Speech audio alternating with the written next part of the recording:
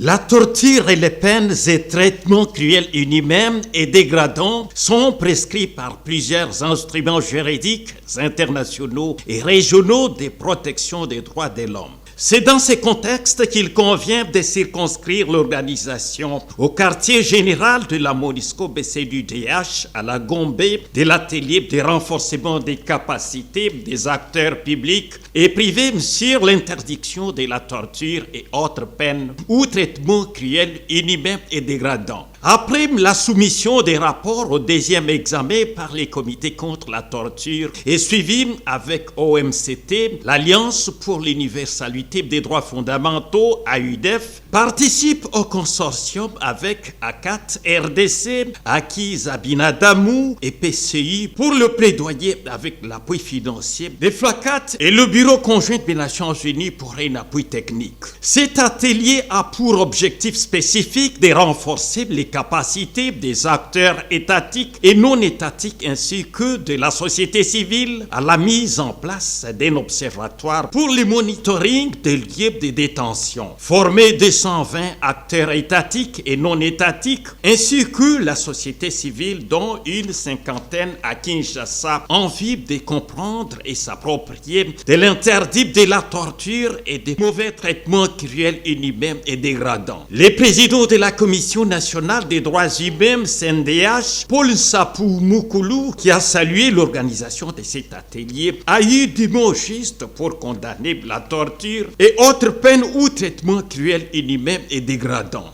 À l'occasion de cette journée internationale pour le soutien aux victimes de la torture, la Commission nationale des droits de l'homme a toujours reconnu la bravoure et l'humanité des victimes et des survivants de la torture dans le monde entier. L'interdiction absolue de la torture est un droit humain inscrit dans le droit international. Néanmoins, la CNDH continue de voir certaines personnes utiliser la torture et d'autres violations des droits de l'homme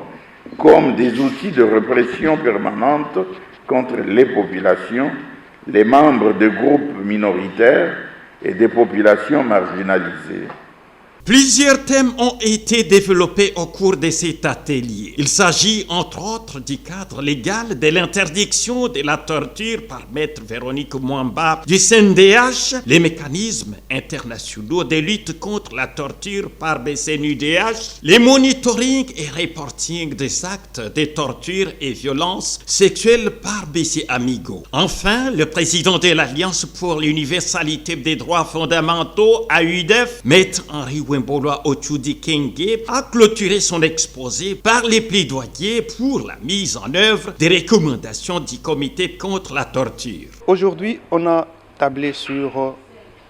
l'interdiction absolue de la torture. Et il y a eu des interventions importantes. D'abord, le cadre juridique national relatif à la lutte contre la torture, les mécanismes et les instruments internationaux de prévention et de répression de la torture. Et on a échangé sur la nécessité des visites des lieux de détention par les autorités compétentes, c'est l'inspection générale des services judiciaires, c'est l'inspection qui est faite par les magistrats eux-mêmes, c'est la visite par la Commission nationale des droits de l'homme, c'est aussi le comité de prévention de la torture qui est au sein de la CNDH. Et nous avons ainsi échangé, on a eu quelques idées importantes, la nécessité de fournir tous ensemble des efforts pour lutter par exemple sur les questions des détentions préventives.